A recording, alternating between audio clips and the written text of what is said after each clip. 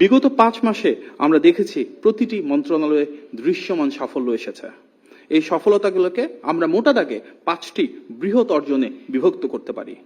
এখন আমরা সরকারের 5 মাসে বহুমাত্রিক অর্জনের সেই 5টি দিক আপনাদের সামনে উপস্থাপন করছি। 1, জনগণের আস্থা, ভালোবাসা ও সমর্থন। দীর্ঘদিন পর অবাধ, সুষ্ঠু ও গ্রহণযোগ্য নির্বাচনের মাধ্যমে গঠিত জনগণের এই প্রতিনিধিত্বমূলক সরকার দেশ পরিচালনায় সর্বস্তরের মানুষের আস্থাকে ধারণ করে এগিয়ে চলেছে।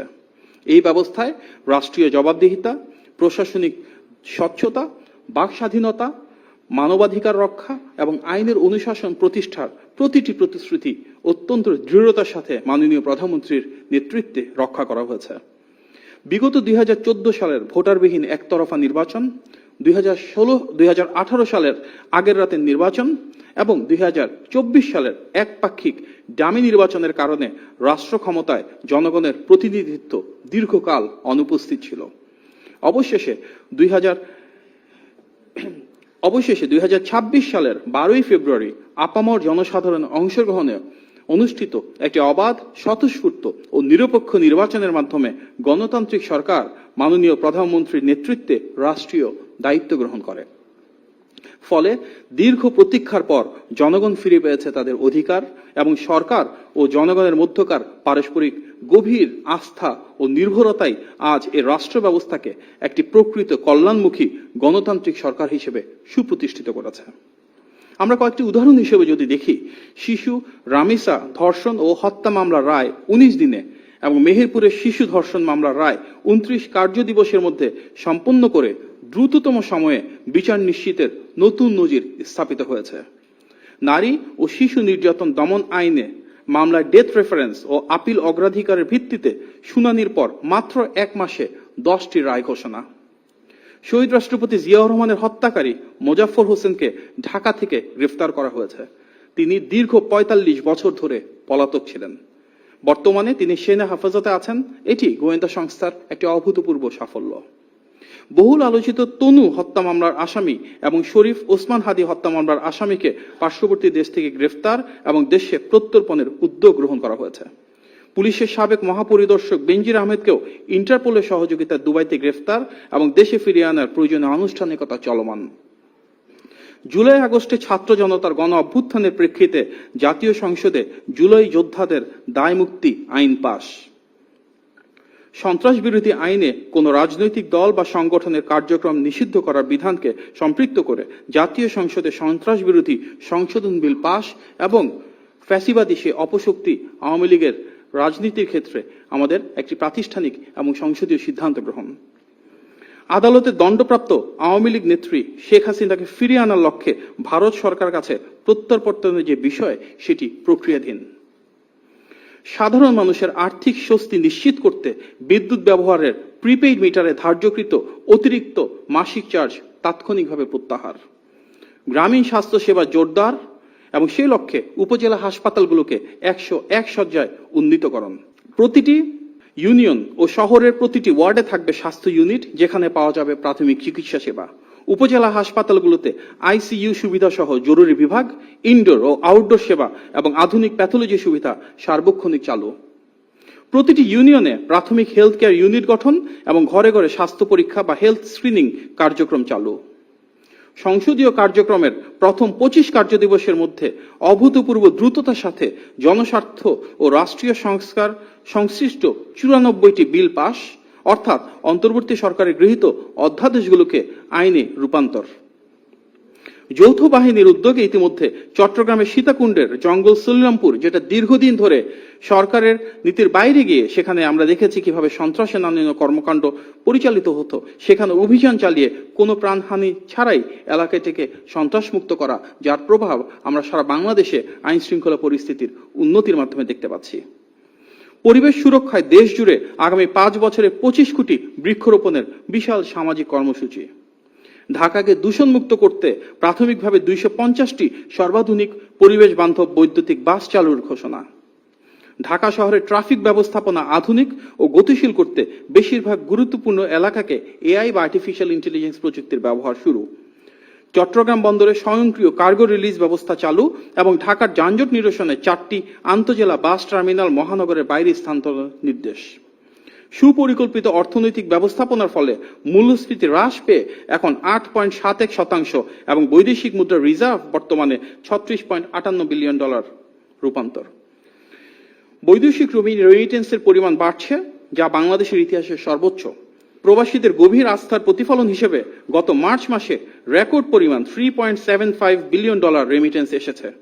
আপনারা জানেন, বিদেশে শ্রমশক্তি রপ্তানি শুরু হয় শহীদ প্রেসিডেন্ট জিয়াউর রহমানের সময়। সেটিকে ধারণ করে প্রবাসী কার্ডকে প্রাধান্য দিচ্ছে সরকার। রাষ্ট্রীয় অপব্যয় রোধে মন্ত্রিসভার সদস্যরা তাদের জন্য বরাদ্দকৃত শুল্কমুক্ত গাড়ি ক্রয় এবং সরকারি প্লট সুবিধা দেওয়ার প্রথা প্রত্যাখ্যান করেছেন। একটি বড় অর্জন আমরা যদি দ্বিতীয়ভাবে দেখি, ইশতেহারের আলোকে সব শ্রেণী পেশার মানুষের স্বার্থ রক্ষা করা। মাননীয় প্রধানমন্ত্রী তার নির্বাচনী ইশতেহারে সব শ্রেণী পেশার মানুষের ভাগ্য পরিবর্তনের যে যুগান্তকারী অঙ্গীকার করেছিলেন, জনগণের ম্যান্ডেট নিয়ে দায়িত্ব গ্রহণের পর ভোটের কালি শুকানোর আগেই তার বাস্তবায়ন শুরু হয়েছে। তিনি মানুষের দেওয়া এই ম্যান্ডেটকে ক্ষমতা হিসেবে নয়, দেখতে চান দেশ পরিচালনার দায়িত্ব হিসেবে। তিনি দীর্ঘকাল ধরে দেশের মানুষের ভাগ্য পরিবর্তনের জন্য ভেবেছেন, তার সেই চিন্তা ও রূপকল্প বারবার প্রদর্শিত হয়েছে সরকারের কর্মযজ্ঞে। তাই নির্বাচনের ইশতেহার বাস্তবায়নের প্রতি সর্বোচ্চ গুরুত্ব প্রদানের মাধ্যমে জনবান্ধব সরকার প্রমাণ করেছে যে এটি প্রকৃত অর্থেই সাধারণ মানুষের কল্যাণকামী ও অধিকার আদায়ের সরকার। নারীর ক্ষমতায়নের জন্য ফ্যামিলি কার্ড, কৃষকের জন্য কৃষক কার্ড, ক্রীড়াবিদদের জন্য ক্রীড়া কার্ড বিতরণ শুরু হয়েছে।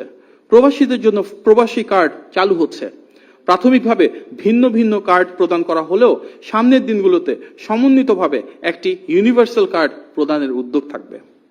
সরকার গঠনের 1 সপ্তাহের মধ্যেই 12 লাখ ক্ষুদ্র কৃষকের 10,000 টাকা পর্যন্ত কৃষি ঋণ সুদসহ মওকুফ করার সিদ্ধান্ত বাস্তবায়ন করা হয়েছে। নারী ও তরুণদের অগ্রাধিকার দিয়ে সহজ শর্তে তাদের জন্য ঋণ ব্যবস্থার উদ্যোগ নেওয়া হয়েছে। আইটি খাতকে চাঙ্গা করতে এবং ফ্রিল্যান্সারদের সামাজিক স্বীকৃতি দিতে 2 লাখ পেশাদার ফ্রিল্যান্সারকে রাষ্ট্রীয় আইডি কার্ড প্রদানের প্রলোভন রয়েছে। নিম্ন আয়ে ও সাধারণ মানুষের খাদ্য নিরাপত্তায় 55 লাখ পরিবারকে মাত্র 15 টাকা কেজি দরে চাল সরবরাহ নিশ্চিত করা হচ্ছে। সামাজিক মর্যাদা ও আর্থিক নিরাপত্তা নিশ্চিতের লক্ষ্যে ইমাম, মুয়াজ্জিন এবং বিভিন্ন ধর্মের উপাসকদের জন্য মাসিক বিশেষ ভাতার ব্যবস্থা চালু রয়েছে। সুবিধা বঞ্চিত শিক্ষার্থীদের কথা চিন্তা করে বিনামূল্যে স্কুল ড্রেস এবং পরিবেশ বান্ধব পাটের তৈরি স্কুল ব্যাগ প্রাথমিক পর্যায়ে ক্লাস 1 থেকে পর্যায়ক্রমে 5 পর্যন্ত দেওয়ার সিদ্ধান্ত ঘোষিত হয়েছে। শিশুদের মানসিক বিকাশ, সুস্থ বিনোদন ও খেলাধুলার সুযোগ তৈরি করতে নতুন করে স্পোর্টস প্রতিযোগিতা শুরু হয়েছে। দেশের লাখো পথ শিশুর স্থায়ী পুনর্বাসন, শিক্ষা, চিকিৎসা ও সুনাগরিক হিসেবে গড়ে তোলার লক্ষ্যে 420 কোটি টাকার একটি মানবিক প্রকল্প গ্রহণ করা হয়েছে।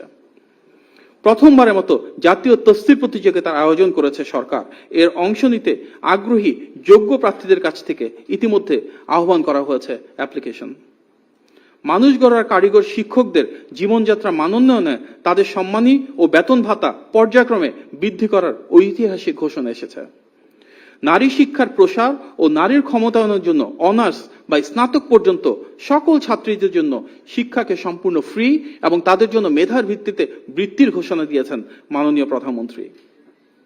শিক্ষা প্রতিষ্ঠানগুলোতে স্মার্ট ক্লাসরুম স্থাপন, ফ্রি ওয়াইফাই সুবিধা প্রদান এবং পুষ্টিকর মিড ডে মিলের উদ্যোগ চলমান রয়েছে। আগামী শিক্ষাবর্ষ থেকে প্রাথমিক ও মাধ্যমিক স্তরে শিক্ষার্থীদের জন্য খেলাধুলা, সংস্কৃতি, কারিগরি শিক্ষা ও আনন্দঘন শিখন ভিত্তিক সম্পূর্ণ নতুন 4টি পাঠ্যপুস্তক যুক্ত করার প্রক্রিয়া চলমান রয়েছে। ক্রীড়াকে পেশা হিসাবে প্রতিষ্ঠার লক্ষ্যে এবং খেলাধুলা প্রসারে 64টি জেলায় আধুনিক স্পোর্টস ভিলেজ তৈরির উদ্যোগের অংশ হিসাবে 10টির নান্দনিক নকশা চূড়ান্ত হয়েছে। বিদেশে উচ্চশিক্ষায় আগ্রহী শিক্ষার্থীদের ব্যাংক গ্যারান্টি বা ব্যাংক সলভেন্সি সাপোর্ট হিসাবে 10 লক্ষ টাকা পর্যন্ত ঋণ দেওয়ার জন্য উদ্যোগ গ্রহণ করে তা কার্যকর করা হয়েছে। নতুন ও তরুণ ব্যবসায়ী উদ্যোক্তাদের স্টার্ট আপ প্রতিযোগিতা করার জন্য 500 কোটি টাকার ঋণের তহবিল গঠন করা হয়েছে এবং সেখান থেকে তাদেরকে সিড ফান্ডিং বা গ্র্যান্টও প্রদান করা হবে। প্রবীণ ও প্রতিবন্ধীদের মেট্রো রেল ভাড়ায় 25% ছাড়, 550টি প্রতিষ্ঠানে ক্রীড়া সামগ্রী এবং 12 থেকে 14 বছর বয়সীদের জন্য 8টি খেলা এবং পৃথকভাবে স্পোর্টস ডিপ্লোমেসি সেল তৈরি করা হচ্ছে। ধর্মপ্রাণ মুসলমানদের হজ সহজতর করবার জন্য বিমান ভাড়া হ্রাস করা হয়েছে। দেশ জুড়ে তারুণ্য এবং নারীকে প্রাধান্য দিয়ে কর্মসংস্থান সৃষ্টির জন্য এমপ্লয়মেন্ট এক্সচেঞ্জ চালুর উদ্যোগ গ্রহণ করা হয়েছে এবং বিশ্বের প্রতিটি দূতাবাসে কর্মসংস্থানের জন্য তাদের জন্য ডিমান্ড ম্যাপিং এর কথা ইতিমধ্যে কার্যকর রয়েছে, যার উপর ভিত্তি করে কোন দক্ষতা, কোন স্কিল সেটের কি পরিমাণ কর্মসংস্থান বিশ্বের বিভিন্ন দেশে রয়েছে সেটি নিরূপণের মাধ্যমে বাংলাদেশের বিভিন্ন টেকনিক্যাল এবং কারিগরি শিক্ষার সাথে সেটিকে সন্নিবেশ করা হচ্ছে। স্বাস্থ্য খাতের দীর্ঘদিনের জনবল সংকট নিরসনে শূন্য পদের তথ্য সংগ্রহের কাজ চলমান এবং 1 লক্ষ নতুন স্বাস্থ্যকর্মী নিয়োগ করা হচ্ছে, যার মধ্যে শতকরা 80% হবেন নারী। সরকারি হাসপাতালগুলোতে ইতিমধ্যে ফ্রিতে ডেঙ্গু টেস্ট করার ব্যবস্থা করা হয়েছে। শহরের অব্যবহৃত প্রায় 200টি সরকারি ভবনকে অত্যন্ত দ্রুততম সময়ে আধুনিক মাতৃসদন, ক্লিনিক ও চিকিৎসা কেন্দ্রে রূপান্তরের উদ্যোগ নেওয়া হয়েছে। তৃণমূলের উন্নয়নকে ত্বরান্বিত করতে অত্যন্ত মর্যাদা ও উৎসবমুখর পরিবেশে প্রথমবারের মতন জাতীয় পল্লী উন্নয়ন দিবস পালন করা হচ্ছে। সারা দেশে কৃষি পণ্যের অপচয় রোধ এবং চাষিদের উৎপাদিত পণ্যের সঠিক মূল্য নিশ্চিত করতে 2000টি আধুনিক মিনি কোল্ড স্টোরেজ স্থাপনের পরিকল্পনা হয়েছে। মাননীয় প্রধানমন্ত্রী নবায়নযোগ্য সৌর বিদ্যুৎ অন গ্রিড রুফটপ প্রকল্পের উদ্বোধন করেন, যার মাধ্যমে প্রতি বছর 1000 মেগাওয়াট হারে 5 বছরে 5000 মেগাওয়াট যোগ করার পরিকল্পনা এবং সব জেলা প্রশাসকের কার্যালয়, সরকারি ভবন ও শিক্ষা প্রতিষ্ঠানে যতটা সম্ভব রুফটপ সোলার প্যানেল ব্যবহার এবং সারা বাংলাদেশ জুড়ে সোলার এনার্জির উপর বিশেষ গুরুত্ব প্রদান করা হচ্ছে। আমি এই 5 মাসের সরকারের যে রাষ্ট্র পরিচালনা অর্জনগুলো তুলে ধরলাম, এখানেই কিন্তু ফুটে উঠেছে এটা অনির্বাচিত সরকার আর নির্বাচিত সরকারের পার্থক্য। এখানেই ফুটে উঠেছে ফ্যাসিবাদের সরকার আর গণতান্ত্রিক সরকারের পার্থক্য। আমরা মাননীয় প্রধানমন্ত্রী জনাব তারেক রহমানের নেতৃত্বে বাংলাদেশে জবাবদিহিতা এবং স্বচ্ছতা নিশ্চিত করছি। আমরা নিশ্চিত করতে চাই সত্যিকার অর্থে আইনের অনুশাসন থাকবে, বাক স্বাধীনতা থাকবে, মানবাধিকার থাকবে এবং এটি যে কথার কথা না, গত 5 মাসেই সেটি বারবার প্রমাণিত হয়েছে।